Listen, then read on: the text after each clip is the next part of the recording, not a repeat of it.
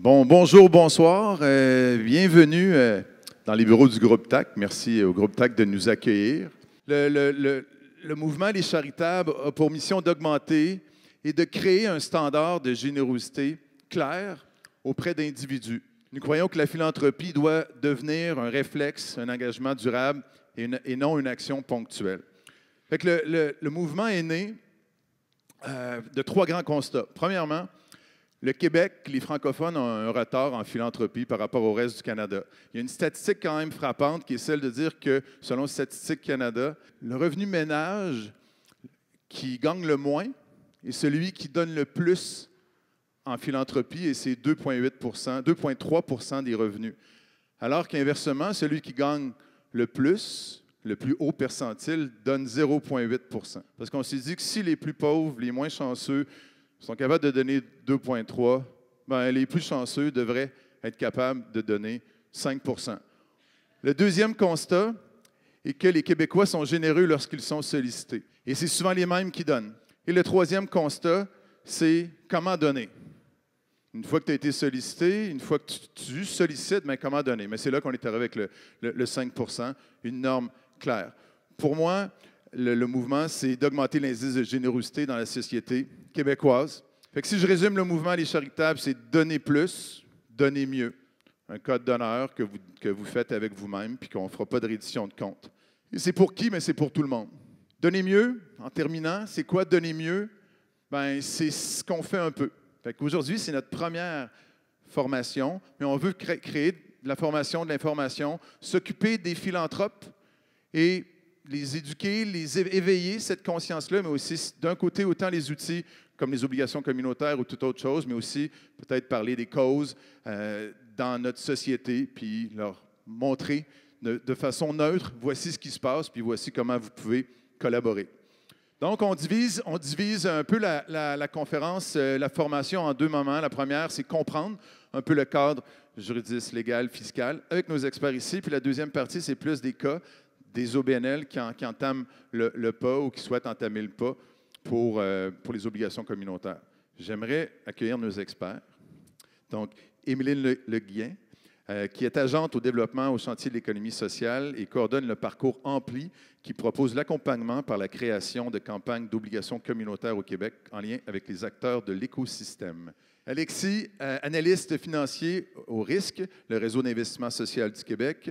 Après un parcours en audit comptable au sein d'un grand cabinet, Alexis Grégoire Gendron met aujourd'hui son expertise au service du réseau d'investissement social au Québec et de la fiducie du chantier de l'économie sociale en tant qu'analyste financier pour les projets d'économie sociale. Et finalement, Elliott Barbéger est avocat chez TCJ.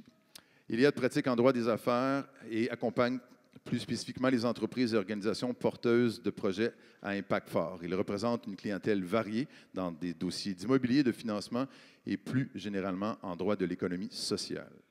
C'est quoi ça, des obligations communautaires? Donc, les obligations communautaires, ce n'est pas un outil nouveau, c'est quelque chose qui existe quand même depuis déjà plusieurs années. Il y a eu plusieurs campagnes qui ont été faites au Québec, mais aujourd'hui, on essaye de donner un cadre à tout ça et de faire plus d'éducation dans l'écosystème. C'est avant tout un outil de capitalisation pour les entreprises d'économie sociale. On entend OBNL avec revenu marchand et coopérative. Capitalisation veut dire vraiment que ça vient se placer dans un montage financier comme une mise de fonds, comme un apport en capitaux qui fait effet de levier sur d'autres financements. Donc ça fait en général partie d'un montage avec d'autres types de dettes, potentiellement de la subvention ou des dons. Et c'est comptablement aussi un titre de dette, mais très flexible. Donc c'est vraiment comme ça que c'est analysé. Ça remplace un équivalent, on va dire, potentiellement d'apport en love money ou des anges pour les entreprises privées, qui n'étaient vraiment pas disponibles pour les entreprises d'économie sociale, surtout les OBNL. Et de cette manière-là, voilà, ça vient créer ce coussin financier supplémentaire.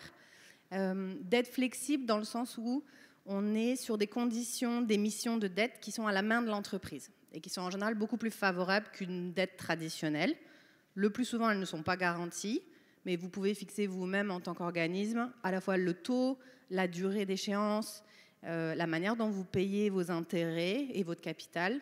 Souvent, on a un moratoire total sur le capital. Parfois, les intérêts sont même payés à la fin du terme. Et la manière dont on travaille les remboursements, c'est qu'on a des scénarios mixtes. On a énormément de taux de réinvestissement dans les obligations communautaires, ce qui fait que voilà, on travaille avec une capacité de remboursement qui doit être avérée. C'est pas du don, c'est pas de la subvention, mais c'est pas non plus rigide comme de la dette traditionnelle, je dirais. Ça, c'est du côté des entreprises. L'aspect extra-financier des obligations, c'est vraiment aussi pouvoir associer votre communauté comme des investisseurs dans votre projet. Et puis, en effet, pas seulement justement comme un don qui serait plutôt un apport à un moment donné, mais plutôt comme vraiment une présence long terme. Avoir des acteurs de votre communauté qui viennent soutenir le projet, avoir un rendement financier potentiel. La plupart le font surtout pour l'impact.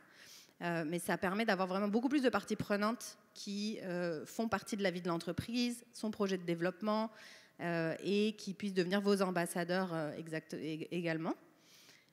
Puis, je dirais en dernier, puis pas le moins important, ça devient aussi une capacité pour des citoyens, des entreprises partenaires et des acteurs philanthropiques de diversifier leurs opportunités d'investissement. En tant que personne individuelle, tout le monde peut prendre une obligation dans un organisme et ça permet voilà, de diversifier la manière dont on veut soutenir des projets avec cette visée d'impact long terme. Et pour les organismes philanthropiques, c'est clairement un outil de diversification dans les portfolios où on peut sortir à la fois juste de la partie philanthropique don, mais également faire des investissements plus ciblés impact avec des rendements peut-être ajustés de ce point de vue-là. Donc ça a beaucoup d'avantages. On a eu voilà, un nombre de campagnes quand même significatif au Québec dans les dernières années. Au niveau pan-canadien aussi, ça évolue beaucoup. Et puis là, on voit qu'on a de plus en plus de belles campagnes qui se montent, qui se structurent. Et notre objectif, c'est que ça devienne un outil accessible à toutes les entreprises d'économie sociale. Si rapidement, je te pose la question, quelles sont les campagnes, le dollar moyen d'une campagne et le taux d'intérêt de remboursement? Quand tu dis dollar moyen, tu veux dire la taille des campagnes? La taille de la campagne, oui. Celle qu'on a accompagnée dans le parcours rempli à date, je crois qu'on est à 11 campagnes accompagnées. La majorité, c'est ça qui est très intéressant, c'est que c'est plutôt des campagnes de taille moyenne. Donc des fois, on imagine, soit on fait des toutes petites campagnes type un peu comme voilà, sociofinancement, soit on va faire des grosses campagnes. La majorité sont autour de 200 000, 150 200 000. Et elles viennent, comme je disais, faire partie d'un montage qui est souvent, lui, beaucoup plus important. Donc, mettons, je vous dis n'importe quoi, genre, on a eu, par exemple, des acquisitions d'entreprises qui se font, puis c'est 1 million, mettons, le montage. Il y a les créanciers traditionnels qui viennent, la Caisse, Investissement Québec, d'autres investisseurs potentiels, des subventions, et on vient lever 200 000 dans sa communauté pour pouvoir apporter cette mise de fonds et faire effet de levier. Taux d'intérêt moyen, je dirais que c'est plutôt une frange. En général, c'est clairement du concessionnaire, c'est en dessous du marché. Et on voit des taux entre 0 et 5%. Il y en a une bonne partie qui va se placer autour des 3. On va dire que c'est un peu genre inflation plus. Puis ce qu'on a vu de très intéressant aussi, c'est qu'on en a vu faire des campagnes à taux zéro, mais avec des avantages en nature. Et donc, par exemple, on va avoir voilà, un titre obligataire qui va nous donner accès à des avantages dans l'entreprise. Donc, c'est la beauté des obligations, c'est très créatif. Tant qu'on est dans le cadre juridique qui va bien, et je fais la transition avec mon collègue Elliot, et surtout qu'on est très transparent envers les investisseurs. C'est la règle numéro 1, ça peut financer toutes sortes de projets, mais comme on s'adresse aux investisseurs individuels, il faut que les personnes soient capables de parfaitement comprendre ce dans quoi elles investissent, les rendements attendus et les risques liés. Parlons-en justement du cadre légal. Elliot, il y a une dispense qui existe. Peux-tu nous parler un peu du cadre des obligations communautaires puis le lien avec cette dispense-là de l'AMF? Absolument. Donc, je vais tâcher de ne pas vous endormir avec des concepts trop légaux, mais il faut comprendre aussi les obligations communautaires. Ce n'est pas un terme qui est consacré légalement. Ce n'est pas une expression qu'on retrouve quelque part dans une loi. Pourtant, le mot communautaire a toute son importance. C'est une obligation qui a été mise auprès des membres ou pas d'organismes à but non lucratif, mais essentiellement, c'est des personnes qui ont à cœur la mission de l'OBNL, c'est des personnes qui vont souvent bien connaître ces activités. Et dans ce contexte, le législateur est venu présumer d'une certaine manière que les personnes qui vont décider de souscrire aux obligations communautaires ont une certaine connaissance de l'organisme dans lequel elles vont mettre leur argent. Les souscripteurs vont mettre leur argent. Donc, Dans la mesure où un organisme est à but non lucratif, la loi va venir offrir à cette entité une dispense. Parce qu'autrement, un titre, une obligation, c'est couvert par la loi sur les valeurs mobilières. Et pour celles et ceux qui sont peut-être un peu familières avec des actions, par exemple, d'une société par action, il y a un certain nombre d'obligations qui viennent avec le fait d'émettre un titre et il existe certaines dispenses de ces obligations. Parmi les obligations, il y a celle, par exemple, d'émettre un prospectus. Le prospectus, c'est un document explicatif en long et en large sur l'investissement ou la souscription que le souscripteur va faire. C'est un document qui est coûteux à produire et qui va requérir souvent le service de professionnels. Il y a aussi l'obligation de s'inscrire à titre de courtier ou de conseiller si, par exemple, on veut faire des démarches auprès de personnes qui vont souscrire à nos titres. Donc, sans cette dispense, un OBNL qui voudrait émettre des obligations aurait l'obligation, à ce moment-là, de créer un prospectus, de s'inscrire à titre de courtier ou de conseiller auprès de l'autorité des marchés financiers. Maintenant, la loi vient dispenser justement cette entité du fait qu'elle est à but non lucratif. Et justement, dans les services qu'on offre dans le cadre de du processus d'émettre les obligations, c'est de venir regarder les activités de l'OBNL puis de dire, bon, est-ce que c'est vraiment à but non lucratif? Qu'est-ce que ça signifie, être à but non lucratif? Est-ce qu'on peut quand même avoir des activités lucratives et être considéré à but lucratif? Mais la réponse, c'est oui, en autant que l'objet prépondérant de l'organisme demeure de ne pas réaliser de profit. Donc, c'est pour ça que les obligations communautaires deviennent un outil si précieux pour les OBNL, c'est que dès lors, elles peuvent, sans contrainte réelle de la loi, émettre ces titres. Maintenant, et on va en parler, étant donné qu'il n'y a pas de cadre qui vient obliger l'émetteur à se conformer à certaines règles, bien, il va falloir établir quand même certaines pratiques, des bonnes pratiques. Emeline en parlait, informer les souscripteurs de leurs droits, des risques aussi qu'ils courent en investissant. Donc, c'est là que tout le programme L'Ampli, notamment dans lequel s'inscrivent les programmes, les accompagnements dont Emeline parlait, vient prendre sa force parce que justement, il vient créer cet encadrement. Puis Groupe TAC est un bon exemple de bonne pratique, je vous dirais, parce que les documents qui ont été produits ont été longuement réfléchis, puis font justement foi de cet intérêt qu'ils ont à partager de l'information claire et transparente. Donc, on a cette dispense-là. Maintenant, quels sont les besoins légaux ou le minimum à produire quand même dans ce cadre-là? Donc, il va y avoir une certaine, puis là, je ne veux pas rentrer trop dans les technicalités, mais il y a certainement certains éléments à vérifier en lien avec l'organisme. La loi vient prévoir que si un organisme veut émettre des obligations, bien, il doit s'être donné le droit de le faire. Donc, il va falloir qu'on regarde les lettres patentes pour celles et ceux qui sont familiers avec des OBNL, c'est comme les statuts constitutifs, s'assurer que le droit existe d'émettre ces obligations.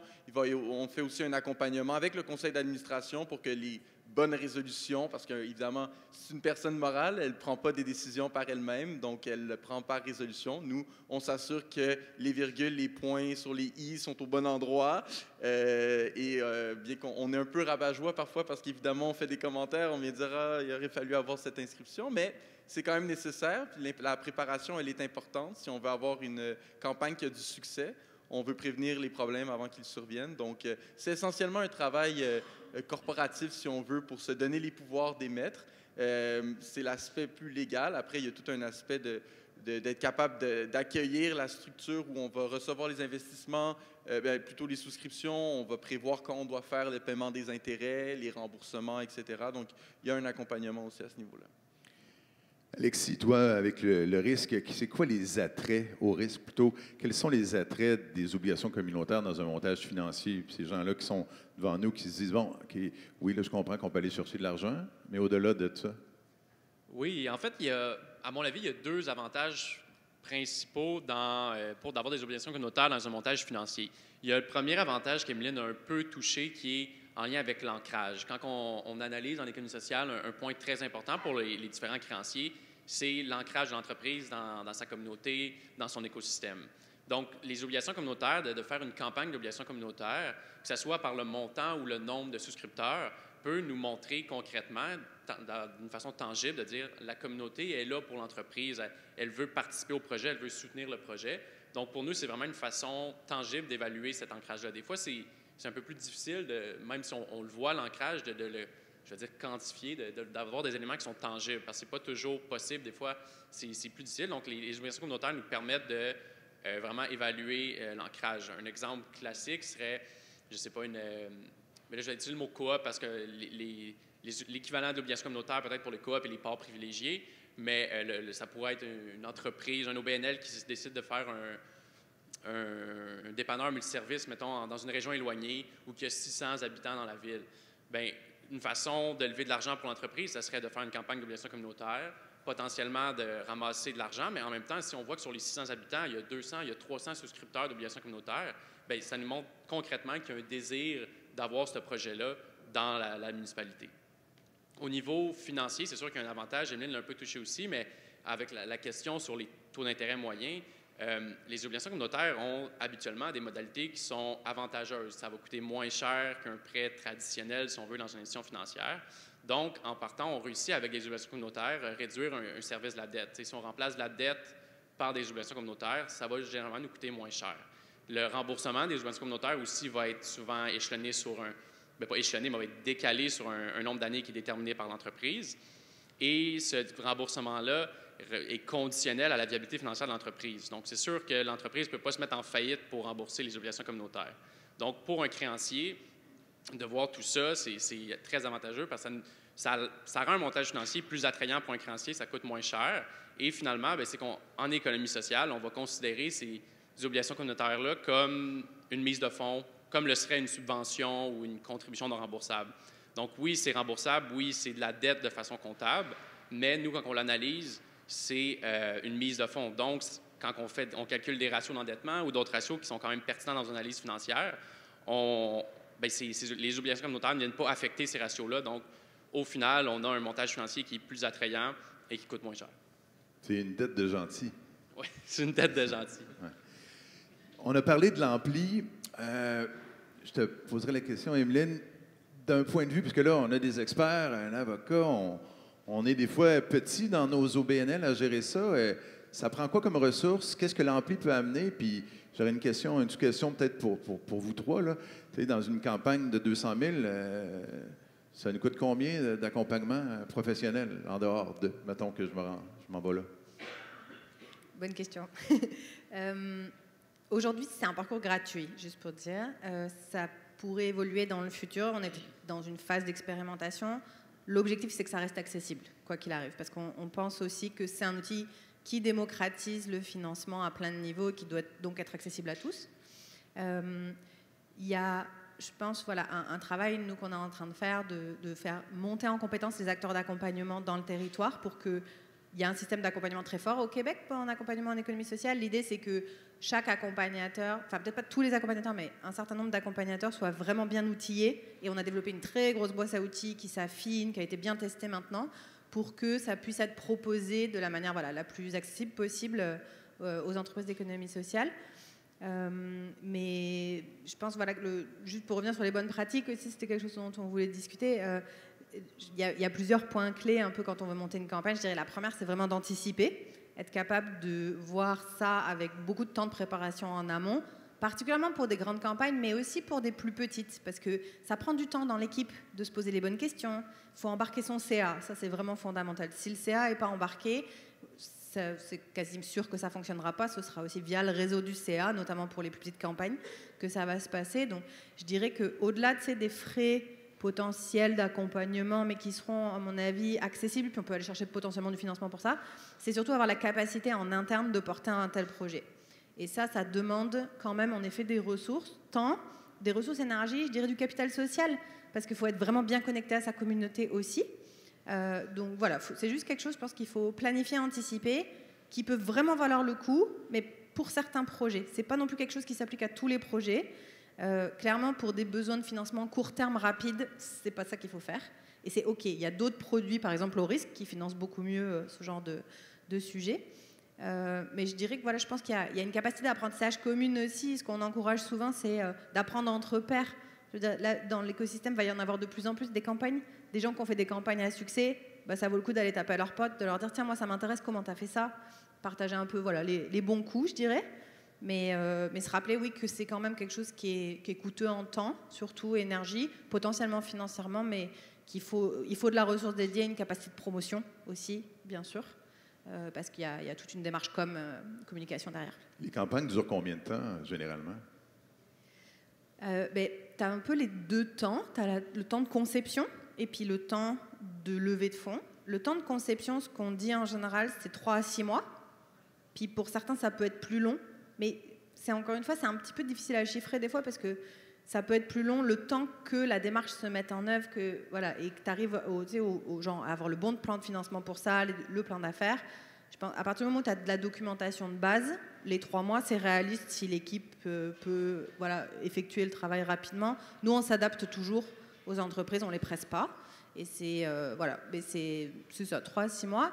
La durée de la campagne elle-même, pour des petites campagnes, on recommande quand même à minima 2 mois, se donner 2 mois. Après, il y a un projet, là, à Lévis, qui a levé 50 000 $ en 10 jours. Voilà, ça se passe aussi. Alexis va parler du fonds Lampli, mais le fonds Lampli permet aussi de, je dirais, kickstarter la campagne et puis d'aller financer une partie plus rapidement. Mais pour des campagnes de grande ampleur, ça peut prendre 6, 8 mois, 1 an. C'est variable. Alexis, il y a le programme de l'Ampli, il y a le fonds Ampli. Peux-tu nous en parler un peu? Oui, en fait, le programme L'Ampli, c'est séparé en 2 phases, si on veut. Il y a la phase qu'Emeline parle, qui est le parcours L'Ampli, qui est vraiment le parcours d'accompagnement. Donc, le parcours d'accompagnement nous amène à la campagne. Donc, pendant l'accompagnement, on va préparer la trousse à l'investisseur, une stratégie de promotion, puis on essaie d'avoir une campagne à haut taux de succès, si on veut. Donc, à la fin de ce parcours-là, il y a l'obtention de l'avis juridique qu'Eliott vient faire à la fin. Et une fois qu'on a cet avis juridique-là, c'est là que le risque un peu plus est impliqué parce qu'on arrive avec le fonds L'Ampli, qui est la deuxième phase, si on veut. Donc, la suite logique du parcours, c'est d'avoir accès au fonds. Ce n'est pas une garantie, mais c'est l'objectif. Et le fonds L'Ampli, en fait, ce qu'il vient faire, c'est qu'il vient apparier la campagne jusqu'à un montant de 100 000 $. Donc, on ne vient pas acheter des obligations communautaires, on vient faire un prêt à des conditions avantageuses. Puis là, je n'irai pas dans les modalités du fonds, je ne pense pas que c'est ça l'important. Mais comme Emeline disait, ce qui peut être attrayant dans tout ça, c'est que le fonds peut autoriser le montant avant que la campagne soit réalisée. Donc, disons qu'on a un objectif de 100 000, 200 000, peu importe c'est quoi le montant, le fonds va jusqu'à 100 000. Fait que disons qu'on a une campagne avec un objectif de 100 000, le fonds peut venir autoriser un 100 000, et là, dans la trousse de l'investisseur, on peut dire, bien, le fonds Ampli vient apparier chaque contribution de 1 pour 1 si on vise 100 000. Donc, ça peut être un effet de levier pour ramasser cet argent-là, mais aussi dans un contexte qu'on a une campagne d'une plus grande envergure, c'est juste un petit bonbon de plus à la fin du parcours d'accompagnement. Donc, je dirais que le programme L'Ampli, c'est autant le fonds que l'accompagnement qui est bénéfique. Le but, c'est vraiment d'inciter les entreprises à utiliser les obligations communautaires ou les parts privilégiées comme outil de capitalisation parce que c'est un très bel outil qui est quand même très peu utilisé dans les dernières années au Québec. Puis sinon, pour le fonds L'Ampli, là, je peux conclure, on est rendu à 11 projets, comme Emeline disait. Il y a eu 5 projets d'obligations communautaires, 6 de parts privilégiées. Si je ne me trompe pas, on est à 780 000 de projets autorisés en ce moment. Donc, je pense qu'on sent l'engouement qui continue aussi. Il y a de plus en plus de projets depuis que le fonds L'Ampli et le parcours L'Ampli ont été lancés. Puis je pense que c'est ça l'objectif aussi, c'est de rendre ça plus accessible et d'aider les entreprises à faire des campagnes. Merci. Je pose une question à vous 3. Les obligations communautaires, c'est vieux. Pourquoi que ça a disparu et que ça revient? Bien, si je peux me permettre de répondre, c'est vrai que c'est vieux, puis je crois qu'on parlait tout à l'heure des lettres patentes de Groupe TAC qui célèbre ses 45 ans aujourd'hui, qui prévoyaient déjà à l'époque la possibilité d'émettre des obligations. Mais je crois qu'il y a un engouement du fait qu'on a des acteurs aujourd'hui qui ont décidé de mettre la main à la pâte et de créer des outils pour vraiment démocratiser cet outil. Moi, je suis tout jeune avocat, mais quand j'étais stagiaire à l'époque, c'est le chantier, justement, avec qui je travaillais beaucoup sur des avis juridiques sur les obligations communautaires pour venir découvrir le potentiel. Puis c'est vraiment grâce à des acteurs comme le RIS, comme le chantier, qu'on est venu créer des outils. Là, Emeline parlait des outils qu'on a raffinés à travers le temps. Mais vraiment, on travaille là, à créer une boîte d'outils qui va servir aux porteurs de projets, puis qui, avec le temps, devient de plus en plus utile, spécifique, selon l'expérience. C'est guidé par l'expérience. Donc, je crois vraiment ce qui a mené à l'engouement, c'est le fait que d'autres personnes, d'autres acteurs aient décidé de démocratiser cet outil. Oui, je rajoute juste, c'est exactement ce que tu décris là, c'est l'origine du projet Ampli, et puis ça date, je crois, les premières réflexions là-dessus datent de 2010, donc il y a vraiment un petit moment, il y a eu un travail de Territoire innovant en économie sociale, qui est un centre de recherche, si je simplifie, qui avait commencé à creuser le fait qu'il y en avait des campagnes, et qu'on se demandait comment augmenter le potentiel, et comment les rendre plus accessibles, mais comment aussi sécuriser, parce que on va dire qu'elles n'ont pas toutes été faites dans l'ordre des choses et qu'il y avait une sensibilité du côté de l'autorité des marchés financiers. Puis on ne voulait pas que la dispense saute. Et donc l'idée, ça a été de dire comment est-ce qu'on peut construire un système qui est suffisamment simple, et puis là on l'a raffiné et il fonctionne bien maintenant, mais qui sécurise. Et en fait, je pense que voilà, en tout cas le buzz autour de ça, et puis les campagnes qui sortent maintenant, c'est du fait d'avoir réussi à consolider un système pour qu'on crée des conditions de succès pour les campagnes. Puis si je peux ajouter, chez nos voisins de l'Ontario, c'est ce qu'on appelle des community bonds, et c'est beaucoup plus commun. Là-bas, il y a des acteurs comme Tapestry qui est un accompagnateur de campagne, et ils accompagnent ce qui aujourd'hui est exceptionnel avec Groupe TAC est plus commun, là, si on veut, de l'autre côté de la frontière. Moi, j'ai bon espoir que ça devienne, que ces proportions-là soient atteintes par le Québec éventuellement. Ce sera probablement grâce à des acteurs comme vous qui vont nous permettre d'atteindre ça éventuellement. Cool. Mais merci. Est-ce que vous avez des questions? La question était, quel est le lien entre les obligations communautaires et la philanthropie? Puis, il y avait donc, vous avez mentionné là, le lien entre un don éventuel. Il y a la possibilité pour des organismes à but non lucratif qui ont aussi le statut d'organisme de bienfaisance enregistré, par exemple, lors de leur campagne, prévoir d'avance, les souscripteurs pourront cocher que les intérêts qui sont versés, par exemple, annuellement, seront versés en dons, en contrepartie d'un reçu. Même aussi, l'obligation en tant que telle, la souscription en tant que telle pourrait être convertie en dons à échéance, ce qui, encore là, devient un outil pour les organismes de bienfaisance. Après, comment ça s'inscrit dans un plan d'affaires sur le long terme, Alexis serait probablement mieux à même de répondre à cette question, mais il y a un lien certainement avec les organismes de bienfaisance enregistrés. Si je peux ajouter aussi, l'obligation communautaire est un outil financier par lui-même. Quand je disais, mettons, ou Emeline l'a dit aussi, ça coûte moins cher c'est quand on compare à un prêteur traditionnel qui ferait un prêt, dans le sens que si on compare à un don, ben l'entreprise, ça lui coûte moins cher d'avoir un don, ça c'est sûr, d'une fondation, peu importe. Mais dans le contexte de on vient remplacer de la dette, c'est là qu'on dit que ça coûte moins cher. Et encore là, on a vu des campagnes avec des intérêts, des obligations communautaires avec des intérêts à 0 %. Donc, le coût de cet argent-là pour l'entreprise est faible. Et en même temps, pour la personne qui investit, bien, il y a une possibilité de revoir son argent. Donc, c'est un outil différent que le don. Il faut quand même les différencier. Et c'est un outil différent de la dette aussi, au final. Ça prend un modèle d'affaires. Oui. Attends, juste pour ajouter sur la philanthropie, c'est une excellente question, puis c'est le contexte dans lequel on est aujourd'hui, non? En fait, là où on pense qu'il y a une énorme opportunité, puis tu parlais des campagnes dans le reste du Canada, clairement, il y a énormément de fondations qui investissent dans ces outils-là, aussi pour diversifier leur portefeuille. Et donc, ça peut toucher à la partie investissement d'impact en philanthropie, où on a de plus en plus de fondations qui veulent se positionner sur ce créneau-là parce que, puis je vais le dire honnêtement, c'est que tous les investissements des fondations ne vont pas forcément dans des projets alignés en valeur avec leur mission. On a beaucoup d'investissements qui sont faits sur des projets qui n'ont pas forcément un très grand rendement environnemental ou social. Et les obligations communautaires deviennent vraiment un moyen de pouvoir diversifier la manière dont les fondations investissent, pas seulement donc en dons, mais aussi en investissement, comme dit Alexis, vu que tu revois ton capital et puis tu peux avoir quand même un rendement potentiellement suffisant par rapport à ta cible, mais qui est vraiment aligné en valeur avec ta mission. Donc on voit vraiment un intérêt pour les fondations là-dedans de plus en plus manifeste de pouvoir participer aux campagnes de cette manière-là.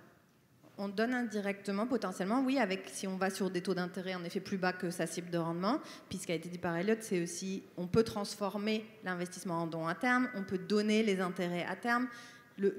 Par exemple, sur une cible de 5%, où on a 5% qu'on mettrait en don, les 5% d'intérêt peuvent devenir du don. Donc c'est là où c'est créatif, mais ça représente, il nous semble, une belle opportunité pour la philanthropie de ce point de vue-là. Evelyne, on a des formations, en vrai, on a des sessions d'information tous les mois, tous les derniers mercredis du mois. On a mis ça pile au même endroit, à 9h. Il y a une session d'information. Si vous allez, il y a un QR code sur la plaquette ampli, là, la bannière, qui vous emmènera sur le site. Vous pouvez vous inscrire aux sessions d'information où on explique les bases du parcours, les différentes étapes, et ensuite comment rentrer en contact avec les accompagnateurs qui vont vous aider à construire la campagne et les documents de base. Et les portes d'entrée en général sur le territoire, c'est les pôles d'économie sociale. Donc ici à Québec, ce sera le pôle Capital National. Puis si je peux me permettre, juste peut-être la question aussi, c'était concrètement, qu'est-ce qui se passe quand je veux lancer une campagne d'émission d'obligations communautaires? On va rester assez en surface, mais concrètement, l'organisme va mettre tout en place à l'interne pour être en mesure, pour se donner la permission d'émettre les obligations. Et donc, à ce moment-là, des souscripteurs vont venir voir l'organisme et vont dire « Moi, je veux souscrire à tant d'obligations pour le montant de, par exemple, 5 000 $. L'organisme va donc, il va avoir un contrat entre le souscripteur et l'organisme. Et, bon, ce n'est pas obligatoire, mais nous, on recommande qu'il y ait un certificat d'obligation qui va servir un peu comme de titre de propriété, si vous voulez, qui est remis au souscripteur et qui fait foi là, de son engagement avec l'OBNL. Et à partir de ce moment-là, il y a un contrat pour une durée qui est déterminée, qui prévoit qu'à chaque année, l'organisme doit verser un certain pourcentage d'intérêt sur la souscription, puis qu'à une certaine période dans le temps, l'organisme doit rembourser cette somme. Bon, alors ça, c'est avec un souscripteur. Maintenant, multipliez ça par 100, 200, 5 000, 10 000, dépendamment de l'ampleur de votre campagne. Mais vous voyez, cette réponse vous donne un peu une sensation du niveau de préparation qui est nécessaire. Si on a 5 000 souscripteurs, il va falloir gérer 5 000 souscriptions. Si on en a 50, c'est différent. Ce qui est beau avec les obligations communautaires, c'est que le cadre dû à la dispense, bien, vous êtes plutôt libre de déterminer des modalités de votre campagne et du détail dans lequel vous voulez aller quand vous allez gérer votre relation avec les souscripteurs. Merci à nos experts, Émilette, Elliott et Alexis. Merci pour votre temps. Ils vont rester parmi nous si vous avez d'autres questions. On va enchaîner avec la deuxième partie. Merci. Merci. Je vais céder le micro à Olivier Gamache, président du groupe Investissement Responsable, mais qui a vendu, qui est aussi président de la Fondation François Bourgeois. Olivier agit dans l'impact depuis longtemps, beaucoup en finance. Je suis vraiment content que tu aies accepté de jouer un peu le rôle de l'animateur. Ça fait que je te cède le micro pour présenter tes invités.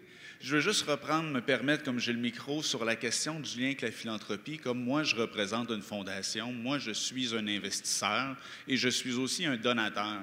Je vais donner un exemple concret qui est arrivé dans les dernières années où on a eu des taux d'intérêt très élevés, notamment les taux hypothécaires.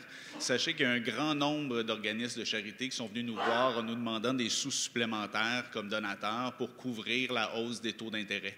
Parce que les institutions financières peuvent être généreuses dans leur programme de philanthropie, mais négocier des taux avantageux avec elles, c'est une autre chose. Moi, comme philanthrope, me faire demander de l'argent pour engraisser une institution financière ou un propriétaire véreux, moins intéressant que de dire « Combien il te reste à payer à ton hypothèque? 100 000?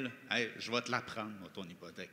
Puis je vais te charger un taux qui est décent. » Le problème avec ça, c'est que je représente une fondation familiale privée et un programme comme ça pourrait être, selon un avocat quelconque, interprété Comme une activité commerciale, ce que je ne peux pas faire. Par contre, je peux souscrire à une quantité inépuisable d'obligations communautaires si seulement il y avait des organismes qui en émettaient plus.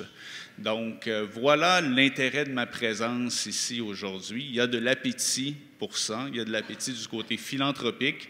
Est-ce que les chèques se signent aussi facilement? On pourrait peut-être en parler, mais du moins, les gens commencent à en parler. Il y a beaucoup de fondations qui sont affichées avec des objectifs d'investissement d'impact. Puis je termine ma longue parenthèse en disant, quand on parle d'investissement d'impact, sachez que tous les investissements ont de l'impact. Le dire qu'on a un rendement concessionnaire, j'entendais ça tout à l'heure des experts, ça c'est parce qu'on regarde juste le rendement économique. C'est quoi le rendement humain d'avoir une communauté qui se tient? C'est quoi le rendement environnemental d'avoir un environnement que nos enfants vont pouvoir utiliser? Tous les investissements des fondations ont un impact. La plupart génèrent des externalités qui doivent être compensées par les programmes même des fondations, donc ça ne fait pas de sens. Nous, à la Fondation François Bourgeois, on est une fondation qui s'investit dans les causes et je pense que l'obligation communautaire rentre clairement dans cette définition-là de s'investir. Ce n'est pas simplement un don, c'est vouloir en faire plus avec les organismes. Et parlant d'organismes, j'ai à mes côtés notre autre, Gabriel Tremblay, PDG du groupe TAC, et Pascaline Lamarre, qui est VP du CA de CKIA-FM. Et j'ai bien fait, j'étais point de faire la voix FM pour le présenter. C'est tellement tentant. Qui, au fond, je souhaiterais qu'ils commencent par présenter leur organisme un peu et qu'ils me présentent un peu l'opportunité qu'ils feraient à la Fondation si ils avaient un investissement à me présenter. Commençons comme ça. Pascaline, si tu veux prendre je vais prendre la parole. Merci. Déjà, merci de nous accueillir. Je représente CKIA FM, qui est une radio communautaire du centre-ville de Québec. Et notre mission, c'est de favoriser, par la radio, l'émergence d'une société plus inclusive, plus diversifiée.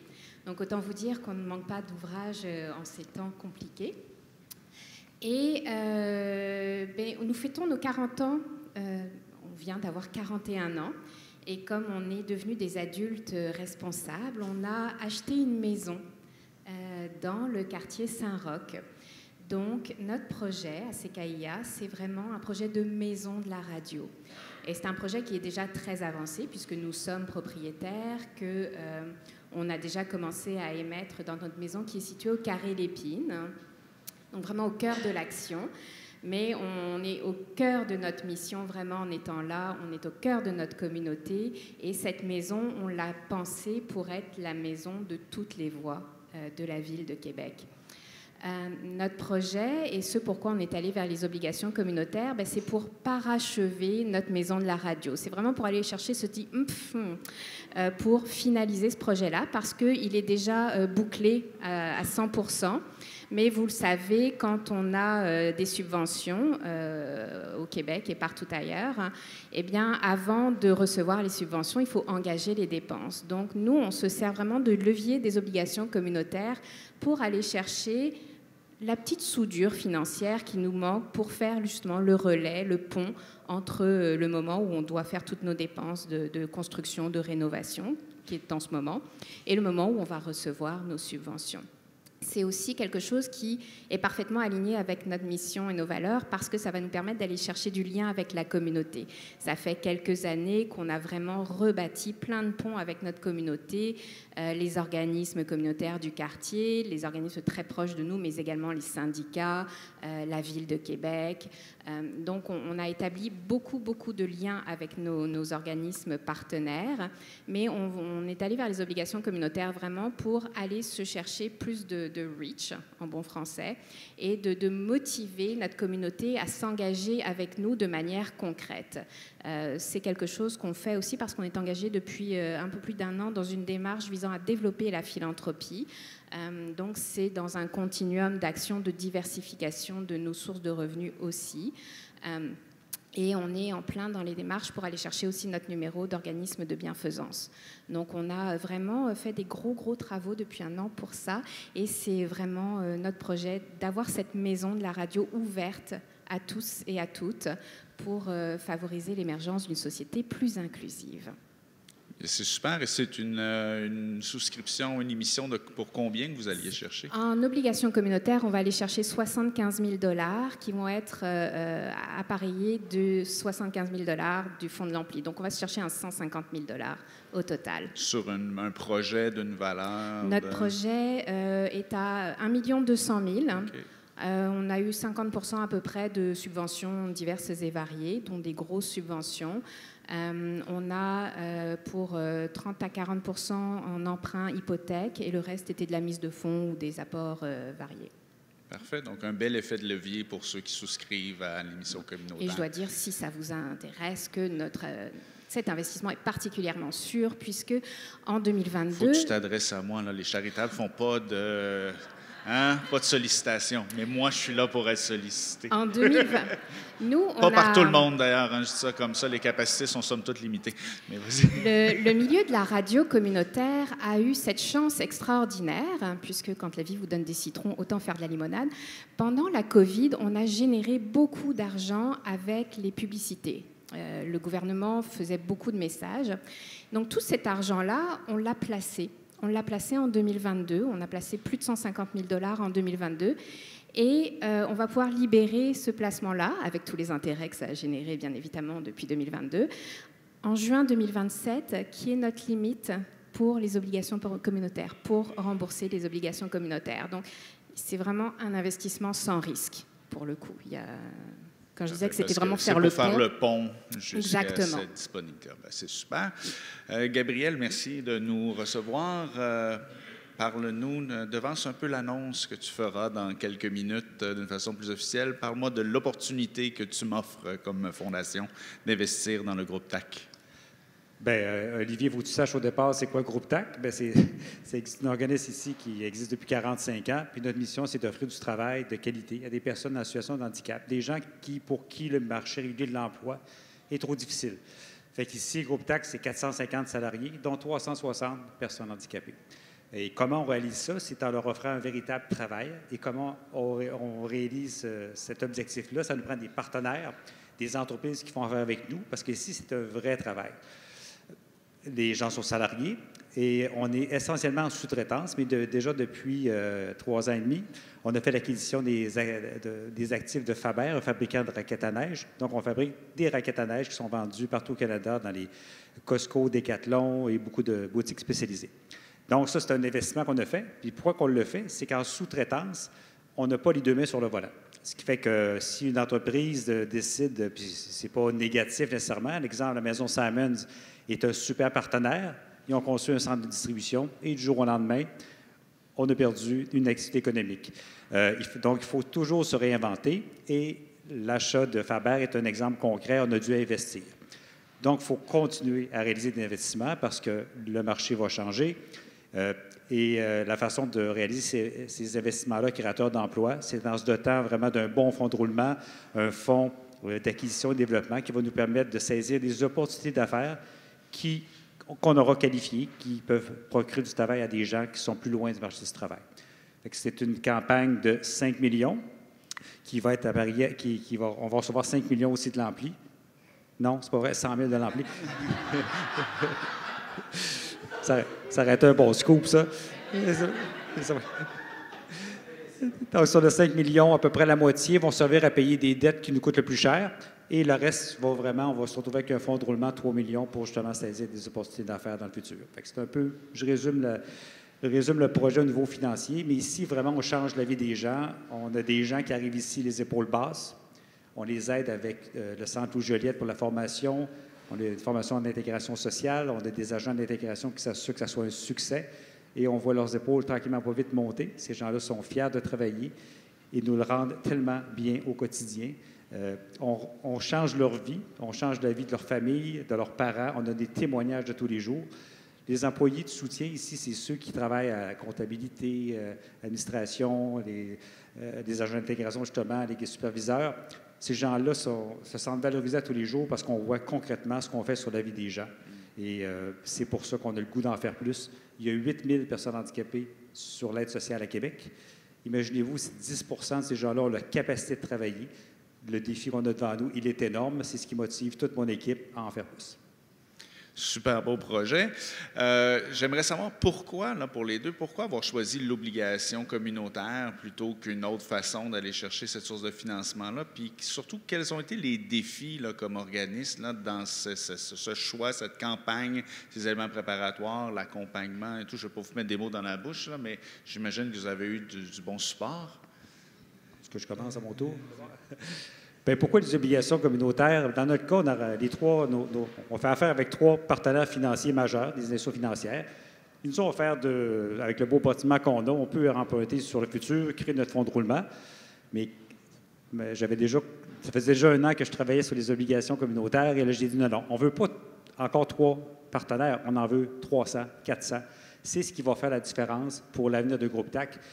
Les petits miracles qu'on réalise ici au quotidien, bien, si dans un rapport, je les transfère à 3 institutions financières, ça a une valeur, mais si je le transfère à 300-400 personnes qui ont investi dans Groupe TAC, bien, on partage le bonheur qu'on vit ici et cette communauté-là va être là encore demain, dans 10, dans 15 ans, pour supporter les efforts futurs de Groupe TAC.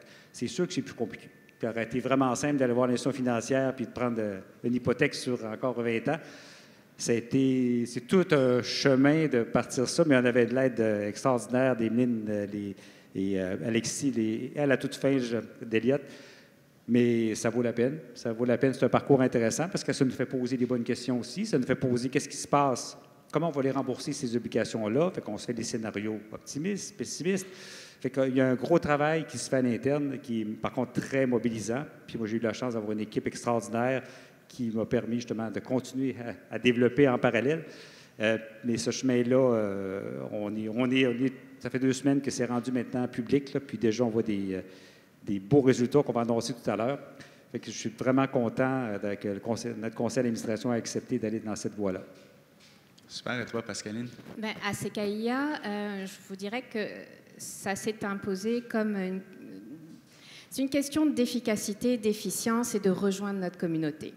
Nous, en tant qu'organisme communautaire, ben, vous le savez peut-être, mais notre financement est à la mission puis est rarement réévalué.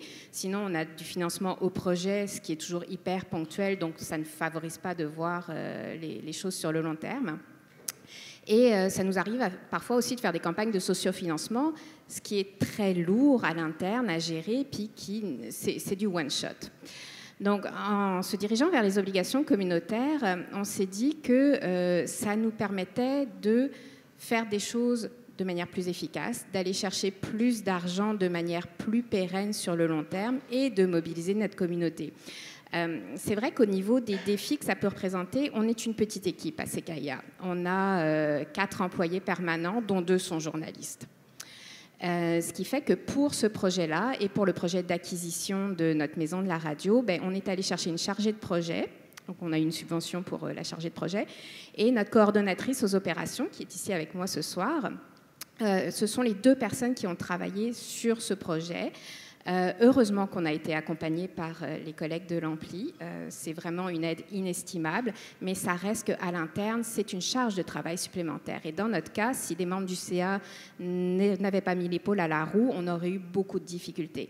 En tant que membre sur le CA, ça me prend une dizaine d'heures par semaine. Il n'y a pas juste ça, là, mais et puis je ne suis pas la seule à intervenir sur le CA. Donc ça prend un CA motivé et qui veut travailler. Mais ceci dit, je trouve ça extrêmement formateur et ça s'en vient dans un continuum de diversification de nos sources de financement. Donc moi, je y vois vraiment aussi une occasion d'apprentissage. On est dans de la philanthropie, on développe ce modèle-là et oui, c'est un défi. Dans l'immédiat, c'est un défi en termes de ressources professionnelles à l'interne. Mais sur le moyen et long terme, on apprend énormément. On est en train de développer nos façons de faire pour aller vers notre communauté par la philanthropie. On a été aussi accompagné depuis 1 an, grâce à une autre subvention, par une personne qui nous aide à faire de la philanthropie. Donc justement à modeler notre discours, à développer notre trousse à outils en philanthropie, à avoir un numéro d'organisation de bienfaisance. Donc on est vraiment en train de monter en gamme dans tout ce qu'on peut faire pour diversifier nos sources de financement et surtout augmenter nos sources de financement pérennes. Donc, gros défi ponctuel en termes de temps, de ressources, mais on va y arriver, puis sur le long terme, ça va être très bénéfique. Donc, satisfait des choix que vous avez faits là, pour le moment. Là. Tout à fait. Et outre, je dirais, l'argent qu'une fondation, qu'un autre investisseur pourrait fournir là, dans l'émission, contribuer ou souscrire à l'émission, est-ce qu'il y a d'autres besoins? Est-ce qu'il y a de l'aide qu'on pourrait vous fournir ou de l'aide que vous souhaiteriez qu'il soit offert à d'autres organismes pour les aider à emprunter le même chemin que vous? Là, on s'entend que même si ça existe depuis longtemps, on a entendu le mot défricher tout à l'heure, je crois. Il y a toute une trail à réouvrir, là, à refaire. Là, donc, comment on pourrait, nous, les acteurs philanthropiques ou charitables, s'inscrire dans ce mouvement-là puis vous aider à tenir la débroussailleuse un peu? Là, comment vous voyez ça? Je peux commencer, si vous permettez. Bien, toute personne dans la salle peut aider Groupe TAC autrement. C'est comment? En amenant des activités économiques ici, donc faire connaître qu'est-ce qu'on peut faire, dans le fond, au niveau pour des entreprises en sous-traitance. Ça, c'est une façon d'aider qui est concrète parce qu'elle crée un emploi directement. Puis, autre chose que j'ai, dans notre cas, pour répondre à la question, je vais aller plus vite parce que le temps file rapidement, mais ce qu'on a offert, on défriche beaucoup Groupe TAC avec notre grande campagne. Il y a beaucoup de fonds on se fait dire au départ non, des fonds fiscalisés qui existent au Québec, mais on va réussir à leur faire dire oui parce qu'on défriche puis on frappe sur le clou avec un bon marteau. Et le chemin qu'on trace, bien, si un organisme demain matin veut faire le même chemin, ça va faire plaisir au Groupe TAC de transmettre nos connaissances par où on a passé, donner des raccourcis pour faire en sorte que les obligations communautaires, on dépasse l'Ontario dans quelques années. Parfait. À très court terme, nous, on espère que notre message va être relayé. Donc, on a besoin que les gens parlent de notre campagne, que diffusent ce message-là et fassent valoir le sérieux de notre démarche. Donc, oui, on est une radio communautaire, mais on est sérieux, on est efficace, puis on est capable de ramasser de l'argent et de le gérer de manière claire, transparente et sérieuse. Dans un temps plus moyen, notre besoin, c'est vraiment d'avoir des ambassadeurs. D'être capable de relayer ce message-là, puis de porter avec nous cette campagne. C'est sûr que nous, on active nos réseaux, mais quelqu'un qui est déjà connu dans le monde de la philanthropie, s'il fait passer le mot, ne serait-ce qu'en relayant sur LinkedIn ou des médias sociaux comme ça, bien, c'est très efficace pour nous parce que ça valide le sérieux de notre démarche. Et à plus long terme, c'est certain que nous, si ça fonctionne bien, là, on va être ravis de faire du mentorat pour des organismes qui ont des besoins moins gros que 5 millions, mais des organismes communautaires qui ont des besoins inférieurs à 200 000 $. C'est sûr que nous, on va être prêts à proposer d'être disponible. On a d'ailleurs beaucoup apprécié que le Patro Lévis nous offre du temps justement pour nous expliquer comment eux, ça s'était passé. Ça a été super enrichissant. Donc, ce type d'échange-là avec d'autres futurs organismes, ça sera, on sera tout à fait ouvert à faire ça. Super. Je pense que c'est aujourd'hui qu'on remet cette balle-là en lancement. Puis, je remercie le Mouvement des Charitables d'avoir organisé ces événements-là. Puis, je leur ferai un petit call to action en anglais. Là. Parce que moi, la notion d'une obligation communautaire, c'est quelque chose qui permet de faire travailler 95 % du capital qui dort dans une fondation, pas juste le 5 % qu'on donne. Vous voulez que les charitables donnent 5 % de leurs revenus, bien, j'aimerais qu'ils mettent à contribution aussi un peu leur portefeuille d'investissement pour encourager ce type d'obligation-là. Et aux gens de l'Ampli, il y a des futurs programmes que j'aimerais vous voir développer, c'est-à-dire d'essayer d'amalgamer plusieurs de ces petits projets-là pour aller percer un peu le marché des institutionnels qui ont les poches pleines, parce que des obligations communautaires, ça devrait se retrouver dans tous les fonds mutuels balancés offerts au Québec. Mais pour ça, ça va prendre du volume. Donc, le défi est lancé à toutes les parties. Merci de l'invitation. Merci à vous trois.